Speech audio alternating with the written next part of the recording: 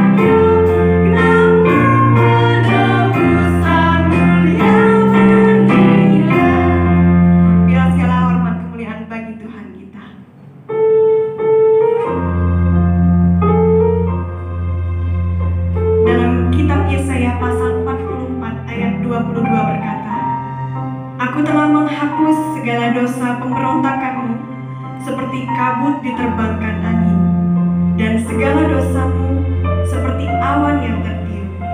Kembalilah kepadaku, sebab aku telah menebus engkau. Mari kita datang kepada Tuhan, mengakui setiap dosa pelanggaran kita kepadanya. Kita akan masuk dalam doa pengakuan dosa. Marilah kita berdoa. Bapa di surga, benar ya Tuhan, bahwa Engkau telah mengutus Yesus Kristus datang di tengah-tengah dunia, menghapus segala dosa kami ya Tuhan. Karena itu biarlah jiwa kami memuji Engkau, karena penebusan maha besar yang Kau kerjakan di kayu salib bagi kami ya Tuhan. Ampuni kami jikalau sering sekali mengabaikan, melupakan karya salib itu dalam hidup kami, sehingga kami menjadi orang yang betah menikmati dosa, menikmati hubungan yang jauh daripada Tuhan, menikmati segala kedagingan-kedagingan kami ya Tuhan. Bahkan kami menikmati persungut-sungutan kami di dalam segala pergumulan kami ya Tuhan.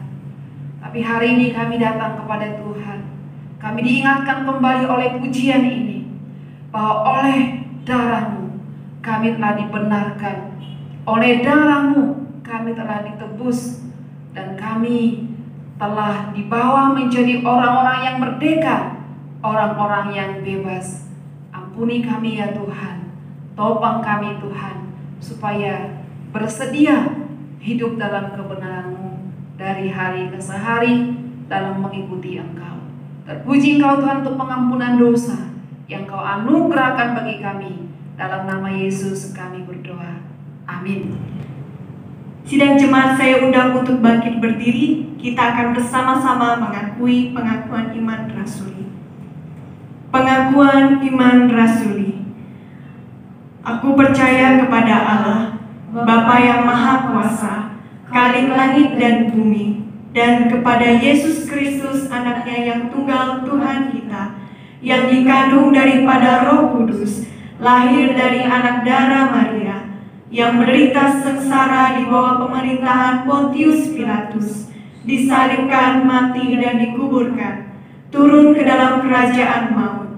Pada hari yang ketiga, bangkit pula dari antara orang mati, naik ke sorga, duduk di sebelah kanan Allah, Bapa yang Maha Kuasa, dan dari sana Ia akan datang untuk menghakimi orang yang hidup dan yang mati. Aku percaya kepada Roh Kudus, gereja yang kudus dan am, persekutuan orang kudus, pengampunan dosa, kebangkitan tubuh, dan hidup yang kekal. Amin. Doa syafaat. Mari kita berdoa. Tuhan Yesus yang baik, kami bersyukur dan kami berterima kasih hari ini kami boleh kembali datang kepadamu. Kami boleh beribadah secara online kembali. Terima kasih atas penyertaan-Mu yang sempurna bagi kami Tuhan. Kiranya Tuhan menolong kami juga dalam ibadah online ini bisa tetap fokus. Biarlah Roh Kudus yang mengartikan firman-Mu yang memimpin kami, hingga kami boleh mengerti kebenaran firman-Mu dan kami boleh bertumbuh dalam pengenalan akan Tuhan. Kami juga menyerahkan Tuhan untuk bangsa dan negara kami saat ini, untuk virus corona yang saat ini belum teratasi. Kiranya Tuhan menolong setiap pemimpin negara, bahkan pihak-pihak yang berkuat yang terlibat di dalam penelitian vaksin. Kiranya Tuhan berikan roh hikmat kebijaksanaan supaya bisa mengambil keputusan yang tepat, yang terbaik bagi bangsa dan negara ini, hingga virus ini boleh cepat teratasi Tuhan, dan kehidupan boleh kembali normal. Kami juga kembali datang kepadamu. Kami menyerahkan untuk setiap anak-anak Tuhan yang mengalami kesulitan dalam perekonomian, kesulitan mencari pekerjaan, usaha yang sepi. Kami rindu Tuhan, biarlah kami yang anak Tuhan tidak putus asa, tidak kehilangan pengharapan, tapi biarlah Tuhan tolong kami supaya kami bisa tetap beriman, bersandar, berharap kepada Tuhan bahwa Tuhanlah yang akan selalu mencukupkan dan memberi yang terbaik bagi kami. Kami juga berdoa untuk setiap aktivis, untuk hamba Tuhan, majelis, aktivis, dan juga jemaat Tuhan, biarlah boleh bersama-sama bergandengan tangan bersatu untuk melayani Tuhan, hingga nama Tuhan dimuliakan, nama Tuhan yang diagungkan, dan Tuhan disenangkan melalui setiap pelayanan yang ada. Kiranya juga Tuhan memberikan kesatuan hati dalam segala keterbatasan, kelebihan, kekurangan masing-masing, biar mau saling merendahkan hati, mau saling bergandengan tangan, dan mau saling mengayomi satu dengan yang lain. Kami juga berdoa Tuhan untuk setiap jemaat Tuhan yang sedang mengalami kelemahan tubuh, biarlah kiranya Tuhan yang memberikan iman kepada mereka, tidak putus harapan Tuhan, tapi tetap percaya bahwa setiap hal yang boleh terjadi adalah rancangan Tuhan yang terbaik, dan percaya bahwa ada rencana Tuhan yang indah melalui setiap sakit dan penyakit. Boleh percaya bahwa Tuhan pun punya kuasa untuk menyembuhkan. Terima kasih Tuhan, kami menyerahkan juga ibadah kami hari ini dalam tangan-Mu, dari awal pertengahan hingga akhirnya. Kiranya Tuhan yang menolong dan memberkati. Ampuni salah dan dosa kami Tuhan, dalam nama Tuhan Yesus kami berdoa. Amin. Amin. Kita akan bersama-sama membaca Alkitab kita. Kita akan membacanya secara silih berganti dari kitab Mazmur pasal 110 ayat yang pertama hingga ayat yang ke-7. Mazmur Daud. Demikianlah firman Tuhan kepada Tuanku, duduklah di sebelah kananku, sampai kubuat musuh-musuhmu menjadi tumpuan kakimu. Tongkat kekuatanmu akan diulurkan, Tuhan dari Sion, memerintahlah di antara musuhmu. Pada hari tentaramu, bangsamu merelakan diri untuk maju dengan berhiaskan kekudusan. Dari kandungan fajar tampil bagimu keremajaanmu seperti embun. Tuhan telah bersumpah dan Ia tidak akan menyesal. Engkau adalah iman untuk selama-lamanya, menurut Melkisedek. Tuhan ada di sebelah kananmu. Ia meremukkan raja-raja pada hari murkanya. Ia menghukum bangsa-bangsa sehingga mayat-mayat bergelimpangan. Ia meremukkan orang-orang yang menjadi kepala di negeri luas. Dari sungai di tepi jalan ia minum. Oleh sebab itu ia mengangkat kepala. Demikian jawab pembacaan firman Tuhan. Mari jemaat yang dikasihi Tuhan, kita datang kepada Dia untuk menyambut kebenaran firman Tuhan. Mari kita dengan sungguh boleh duduk tenang. Apapun hal yang menghalangi kita saat ini, mari kita mau letakkan itu sejenak dan kita mau datang kepada Tuhan. Segala dosa atau apapun yang membelenggu kita saat ini, Dia adalah Tuhan yang mengampuni kita. Jangan pernah ragu untuk datang kepada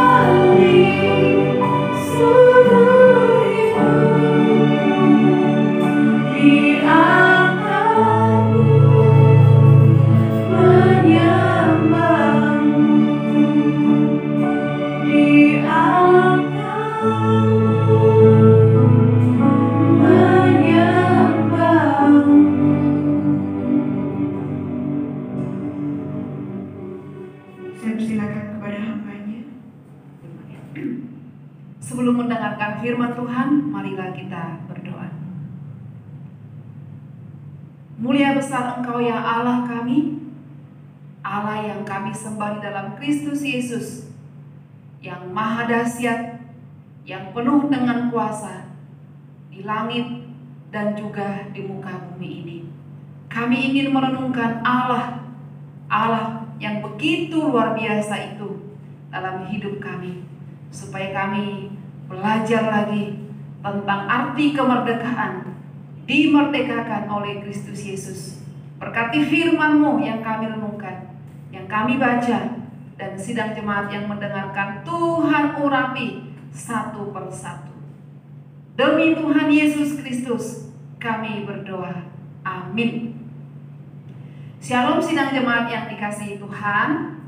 Mari kita membuka Alkitab kita dari Matius pasal yang ke-8 ayat 1 sampai ayat yang ke-4. Jikalau kita sudah menemukan teks ini, juga akan ada tulisan firman di layar HP kita atau di layar televisi kita. Mari kita membacanya bersama-sama setelah saya membacakan ayat berikutnya. Yesus menyembuhkan seorang yang sakit kusta. 2-3 ayat. Setelah Yesus turun dari bukit, orang banyak berbondong-bondong mengikuti Dia. Maka datanglah seorang yang sakit kusta kepadanya, lalu sujud menyembah Dia dan berkata, Tuhan, jika Tuhan mau, Tuhan dapat mentahirkan aku. Lalu Yesus mengulurkan tangannya, menjamah orang itu yang berkata, aku mau, jadilah tahir. Seketika itu juga tahirlah orang itu daripada kustanya.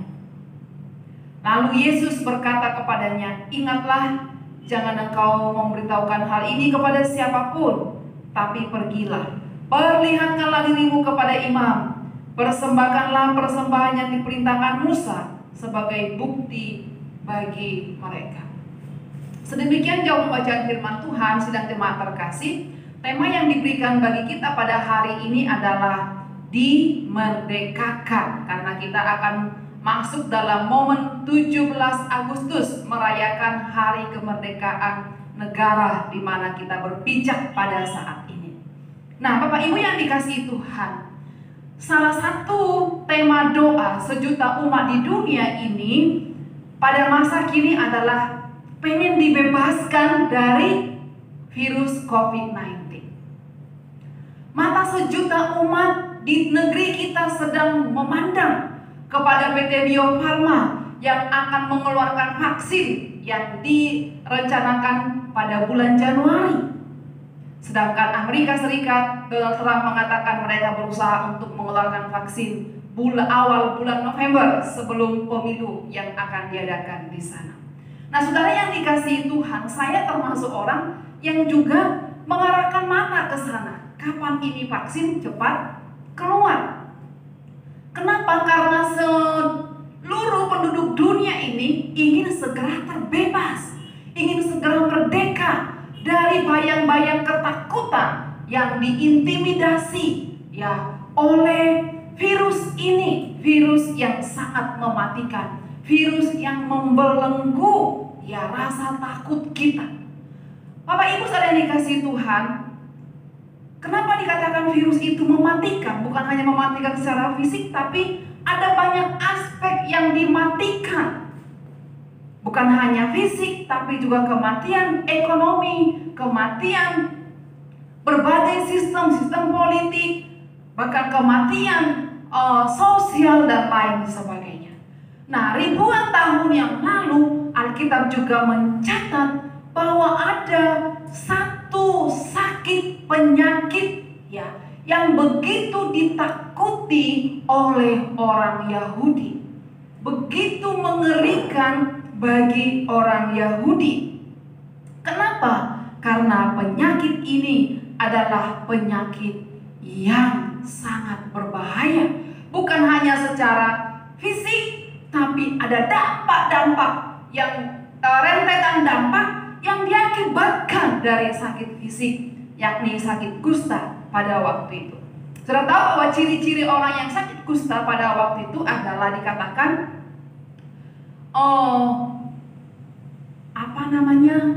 ada satu keadaan yang mengerikan seperti benjolan atau bisul-bisul yang bisa muncul di sekujur tubuh, kemudian mati rasa sehingga tidak bisa merasakan kayak sentuhan atau perubahan suhu, ada nyeri di setiap persendian begitu ya.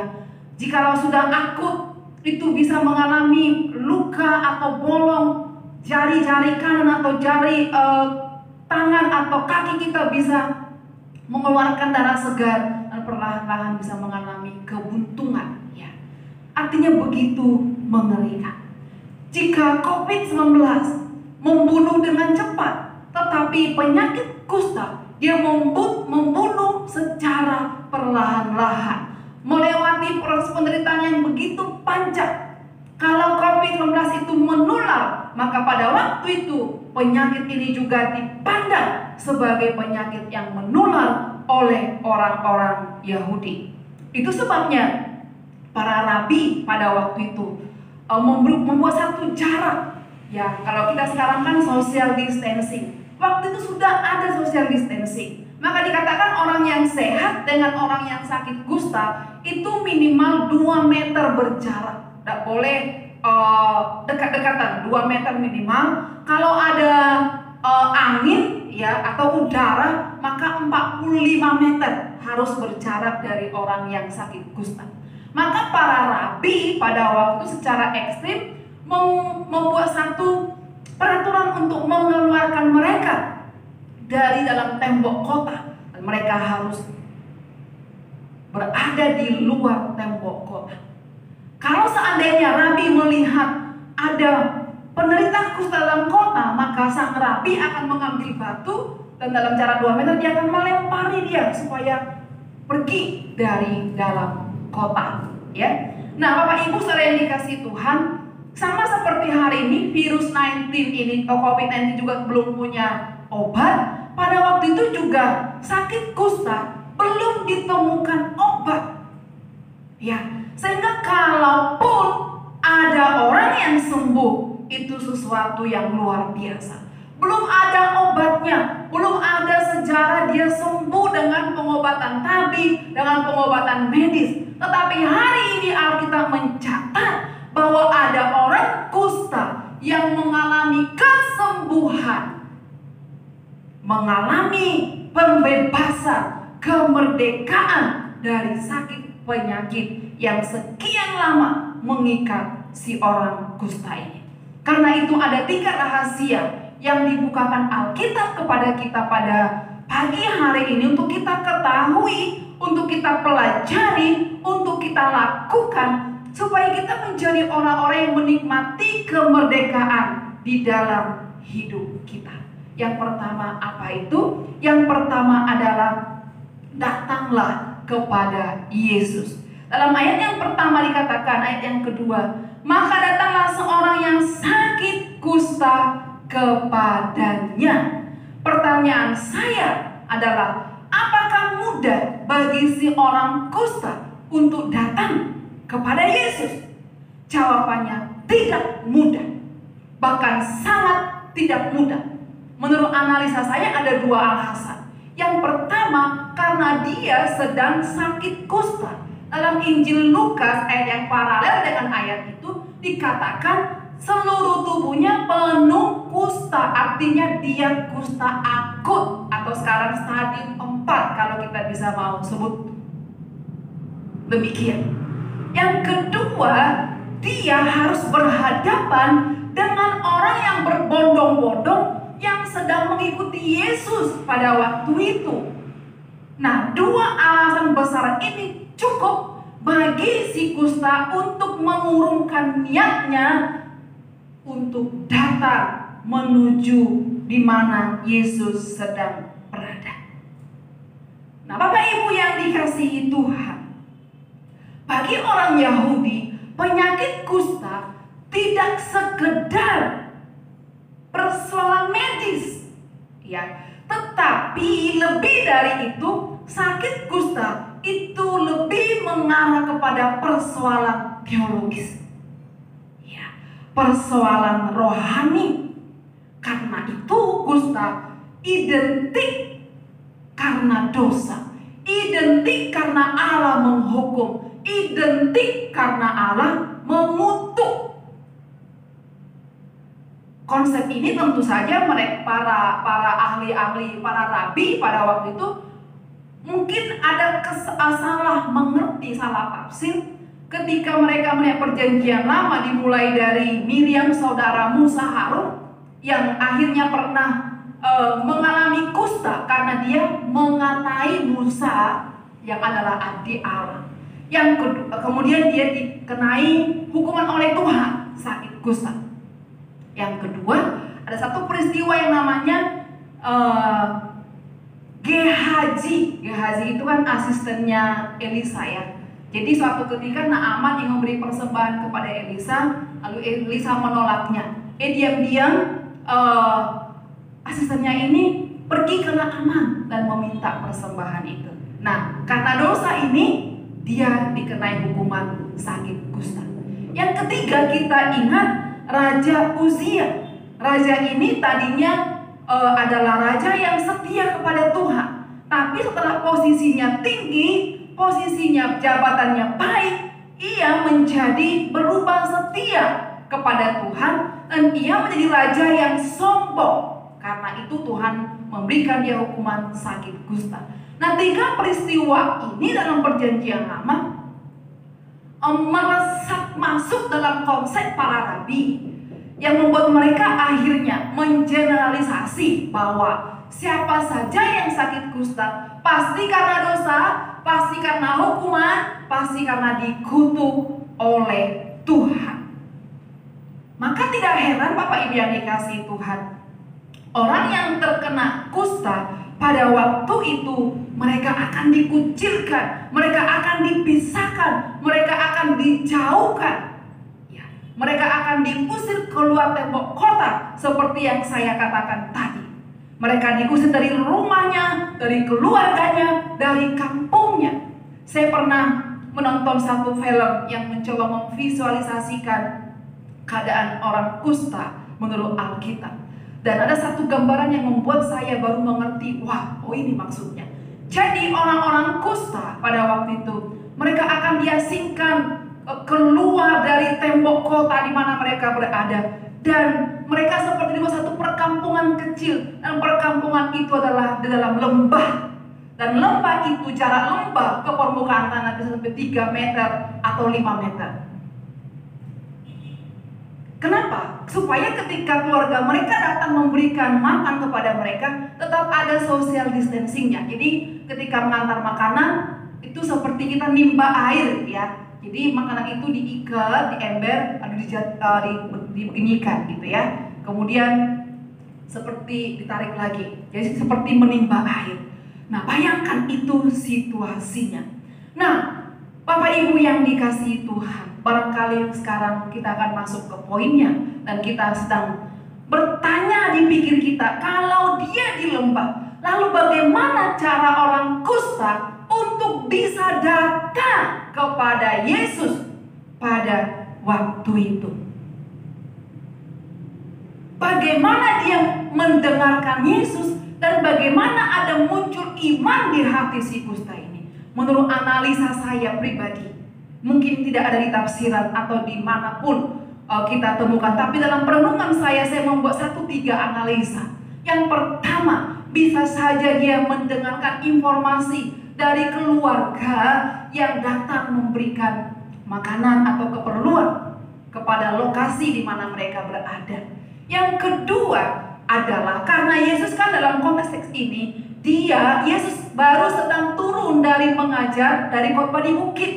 Nah, kalau dia di bukit, si kusta di lembah, maka suara dari bukit itu bisa terbawa angin dengan sayup-sayup, itu bisa didengarkan oleh si kusta di dalam lembah. Tetapi yang ketiga, bisa juga karena dari lembah itu si kusta melihat rombongan besar sedang beriring-iringan turun dari bukit, dan dia berlari, dia mencoba naik dari lembah itu untuk sampai kepada kerumunan itu karena hatinya mungkin dipenuhi dengan rasa penasaran. Ketiga hal itu kemungkinan bisa yang terjadi. Bapak Ibu yang dikasihi Tuhan, dari tindakan datang si orang kusta ini ada dua sikap rohani yang ingin kita mau belajar. Yang pertama adalah sikap pantang menyerah. Muncul pertanyaan di benak kita. Saya juga sendiri, bagaimana orang yang sakit kusta stadium 4, ya mungkin kakinya sudah mulai buntung sebagian, jari-jarinya atau tangannya, itu bisa sampai kepada lokasi di mana Tuhan Yesus berada. Bagaimana ia naik dari lembah itu? Saya sedang membayangkan bahwa dengan nafas yang terengah-engah mungkin dia akan jatuh bangun.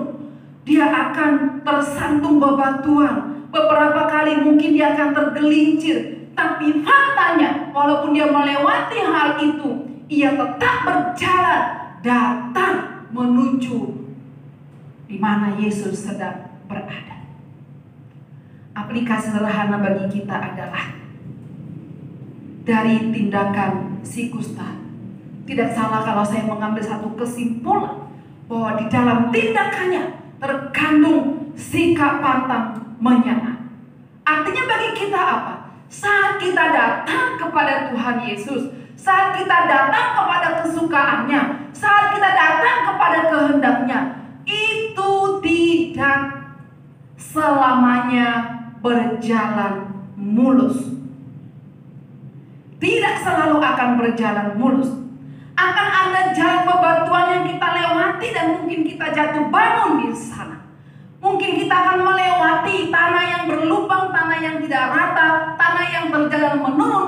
Mungkin kita tergelincir, mungkin kita akan terperosok seperti si kusta itu. Tetapi mari belajar dari si orang kusta. Walaupun dia jatuh mungkin berulang kali, tergelincir berulang kali, tapi dia bangkit, ia datang. Dan akhirnya Alkitab mengatakan dia sampai di depan Tuhan Yesus. Mari kita belajar bangkit lagi. Sebab dalam PA minggu yang lalu, 2 minggu yang lalu kita pernah belajar dalam Amsal 24, dikatakan ayat 16. 7 kali orang benar jatuh, namun ia akan bangun kembali. Yang sikap yang kedua yang kita mau belajar dari sikap datang si orang kusta adalah sikap positif kepada perkataan negatif, tuduhan negatif yang dialamatkan kepadanya. Saudara, tadinya si kusta di lembah, sekarang dia sudah di posisi dalam permukaan tanah yang sama dengan Tuhan Yesus. Dan mungkin saat itu si kusta sudah merasa lega untuk sejenak. Tetapi dia harus segera berhadapan dengan satu rintangan yang besar lagi, yaitu bagaimana menerobos, bagaimana melewati kumpulan orang yang berbondong-bondong yang ada di sekitar Yesus. Sebab dari antara orang banyak itu, dengan konsep yang melekat di benak mereka, pastilah ada banyak suara-suara sumbang, suara-suara ejekan, suara-suara hinaan, suara-suara cercaan. Pastilah dari antara orang banyak itu dengan konsep yang melekat di pikiran mereka selama ini, pastilah ada yang memandang sinis, memandang rendah, memandang dengan nada jijik dan lain sebagainya. Kita bisa bayangkan ketika si orang kusta itu datang, mereka otomatis bubar memberi jalan kepada si kusta, bukan karena mereka simpati empati, bukan karena mereka kasihan, tapi karena mereka jijik, karena mereka takut tertular, karena mereka dipenuhi dengan rasa yang tidak mengenakan mereka. Saudara yang dikasihi Tuhan, pertanyaan dengan suara-suara sumbang seperti itu, apakah si kusta ini menjadi jiwa? Peristiwa penyembuhan ini memberi jawab kepada kita, memberi bukti kepada kita bahwa si kusta ini tetap datang walau sambil menerima pandangan sinis. Dia tetap datang kepada kesukaan Allah Yesus Kristus walau sambil menerima bisikan-bisikan sinis. Betul, si kusta tidak bisa melarang orang mengalamatkan tuduhan negatif, tuduhan rendah, perkataan jijik kepada dia. Tapi kita bisa melihat secara tersirat bahwa dia bisa melarang pikirannya menerima semua tuduhan itu. Dia bisa melarang hatinya untuk tidak membuat itu meracuni pikirannya dan menghambat langkahnya untuk datang kepada kesukaan, datang kepada kehendak, datang kepada Yesus Sang Pembebas, Sang Pemerdeka itu. Karena itu ia tetap datang. Mungkin dengan gemetar, mungkin dengan air mata, mungkin dengan takut, mungkin dengan minder, tapi Alkitab mengatakan dia sampai kepada tempat di mana Yesus tepat berada. Dan mukjizat pun terjadi. Saat Tuhan Yesus mengulurkan tangan menjamah dia, mukjizat terjadi, kemerdekaan terjadi. Aplikasi sederhananya bagi saya dan bagi Bapak Ibu Saudara, saya merenungkan bahwa rupanya untuk benar-benar datang kepada Yesus, benar-benar datang kepada kehendak dan kesukaannya, bukan perkara mudah, bukan perkara gampang. Apakah Bapak Ibu Saudara mengalami hal ini? Ketika kita ingin datang, sama seperti si kusta ingin benar-benar datang. Mungkin ada suara teman-teman di lembah sana berkata, ngapain? Kamu gak akan sanggup, kamu gak akan bisa, gak ada yang berubah apapun dari tindakanmu. Bisa saja. Dan ketika dia sampai di pertengahan jalan, hampir dekat dengan Yesus, dia mendengarkan suara cibiran, hinaan, tuduhan-tuduhan negatif. Tetapi perhatikan, itu tidak membuat dia untuk berpikir ulang, untuk datang kepada Yesus. Dia tetap datang, dia tidak mundur.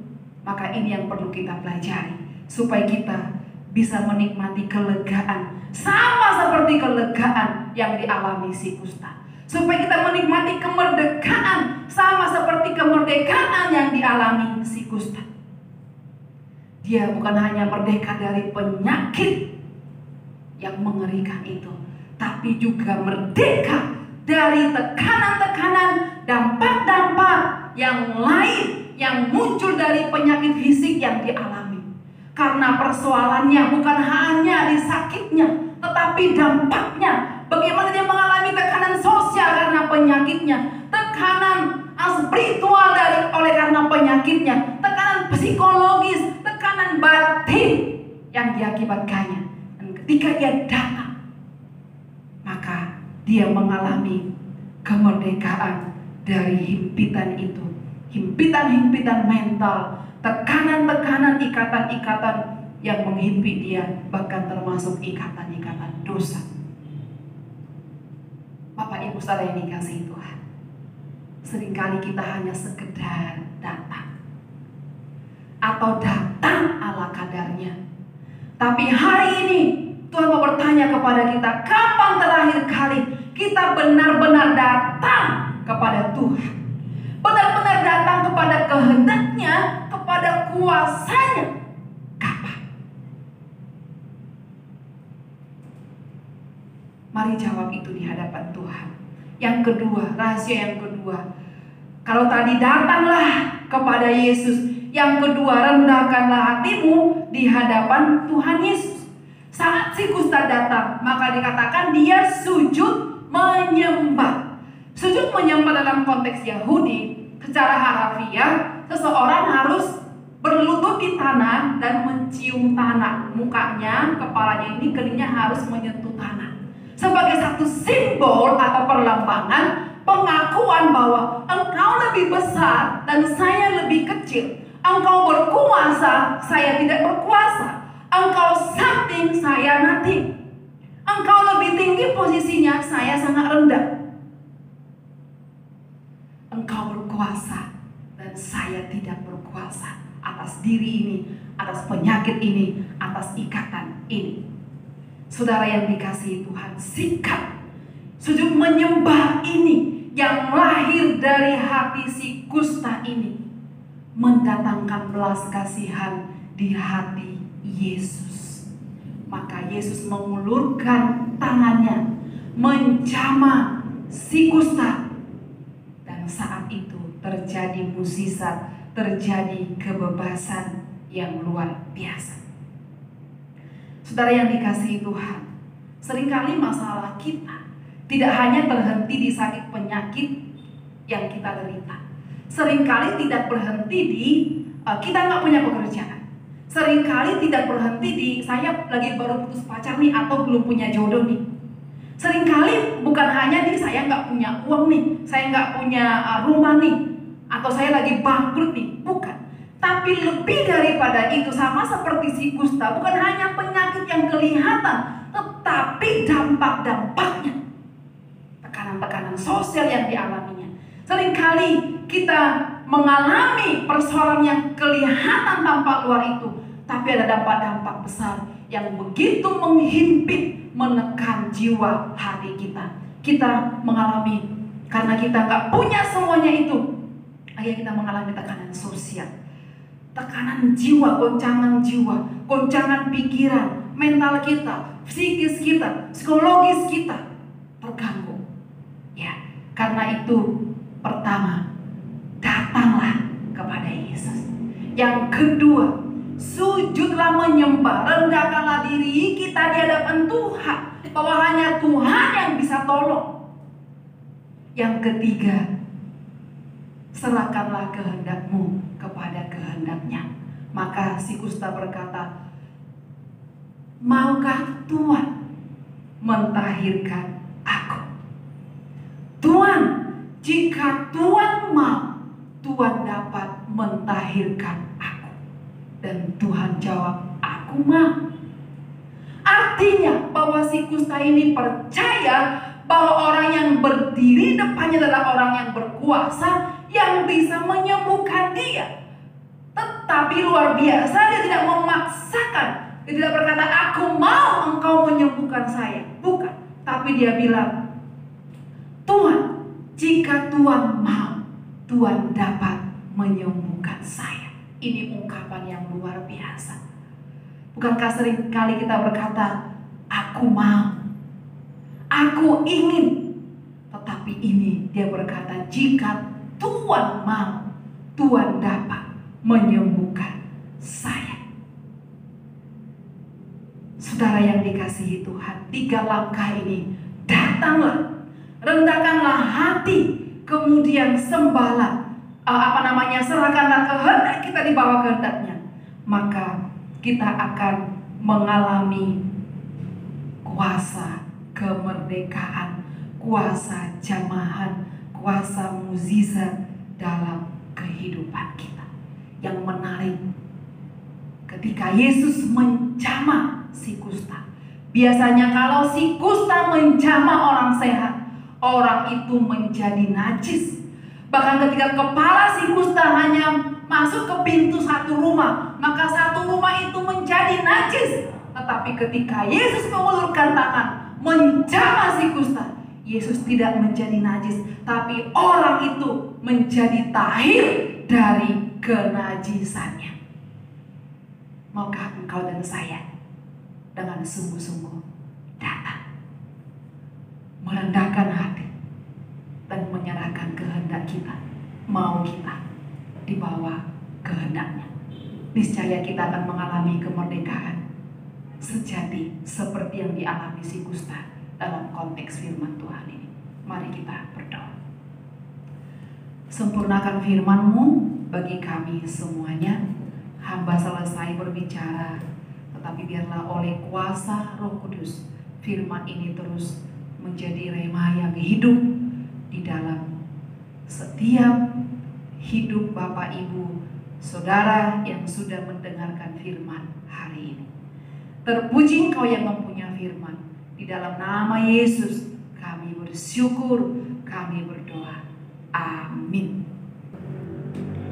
Terima kasih untuk firman Tuhan yang sudah disampaikan oleh Suku Maya. Biarlah itu boleh kita lakukan dalam kehidupan kita. Saat ini kita akan melanjutkan ibadah kita dengan memberikan yang terbaik bagi Tuhan. Mari kita akan mempersiapkan persembahan kita dengan mengangkat pujian, sungguh ku bangga Bapa.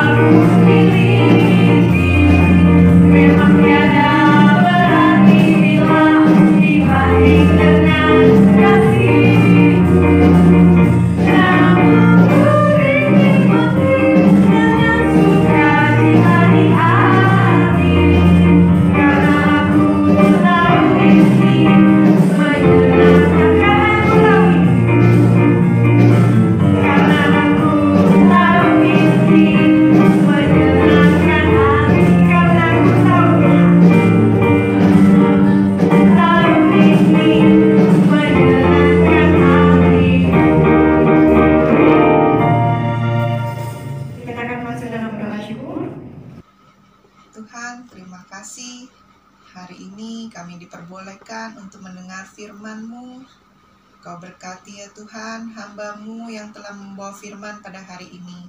Tuhan, Kau berkati keluarganya, anak-anaknya. Kau berkati ya Tuhan.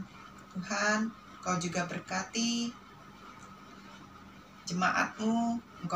Mereka yang sakit, Engkau sembuhkan. Tuhan, Kau berkati mereka, berkati pekerjaan mereka, usaha mereka. Tuhan, terima kasih. Kami telah mendengar firman-Mu dari rumah, kami telah melaksanakan ibadah online di rumah kami masing-masing. Biarlah Tuhan firman yang kami dengar pada hari ini boleh menjadi pelita bagi kehidupan kami.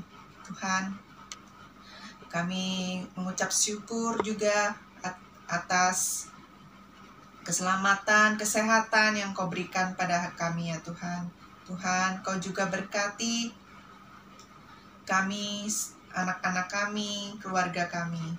Tuhan, kami juga memberikan persembahan pada hari ini. Biarlah persembahan ini boleh menjadi berkat bagi kami semua dan boleh memperluas kerajaan-Mu ya Tuhan. Tuhan, sebentar lagi kami akan menutup ibadah ini. Biarlah minggu depan kami boleh melaksanakan ibadah online kembali bersama-Mu ya Tuhan. Terima kasih Tuhan, kami serahkan semuanya ke dalam tangan-Mu. Hanya dalam nama Tuhan Yesus kami berdoa. Amin. Kita akan menyimak warta gereja kita minggu ini. Warta gereja nomor 137 Minggu 16 Agustus 2020. Selamat beribadah, selamat hari Minggu dan selamat beribadah di rumah masing-masing. Tuhan Yesus memberkati. Doa dan konseling Bagi Bapak, Ibu, Saudara-saudari yang membutuhkan pelayanan atau konseling dapat menghubungi hamba Tuhan melalui handphone Pendeta Daniel Ferry, Evangelis Maya maupun Evangelis Hayami. Bagi jemaat yang rindu memberikan persembahan atau ucapan syukur dapat ditransfer ke rekening gereja yang ada. Info yang berulang tahun pada tanggal 17 Agustus, Ibu Siti Aminah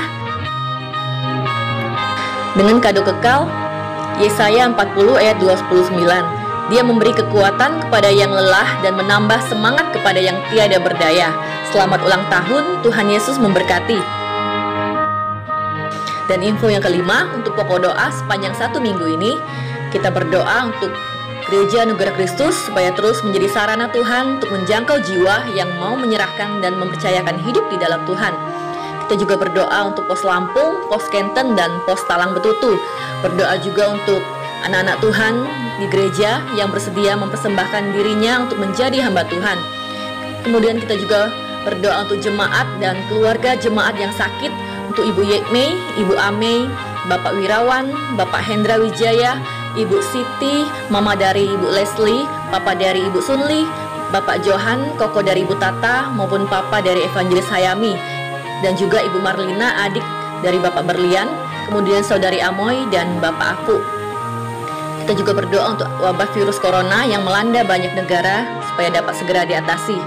Berdoa juga untuk bangsa Indonesia agar terus dalam perlindungan Tuhan.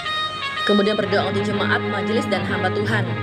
Dan yang terakhir kita berdoa untuk pribadi kita maupun keluarga masing-masing. Demikianlah Warta Gereja. Selamat hari Minggu, Tuhan Yesus memberkati. Jemaat saya undang untuk bangkit berdiri, kita akan mengangkat pujian doa Salomo.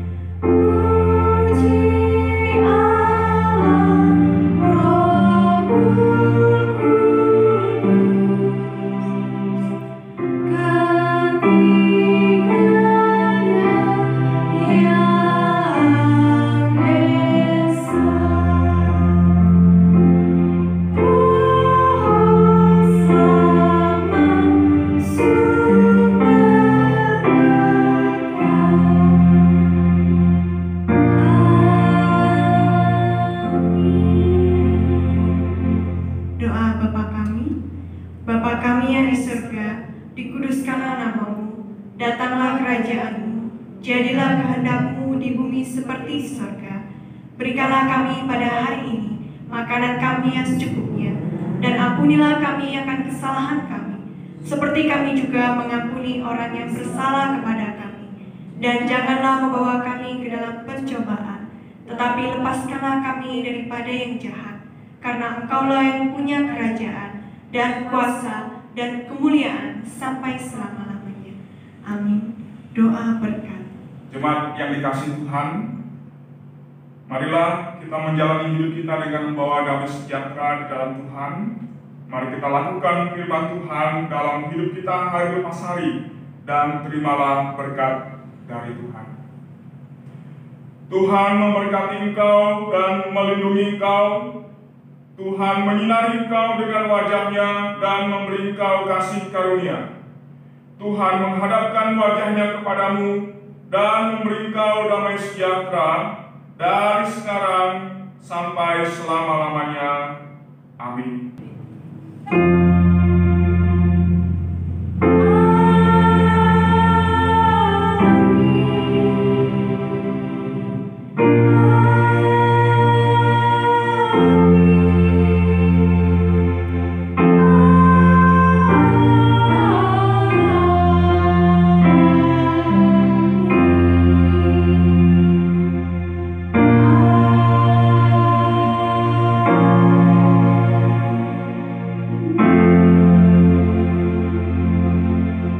Ibadah kita telah selesai.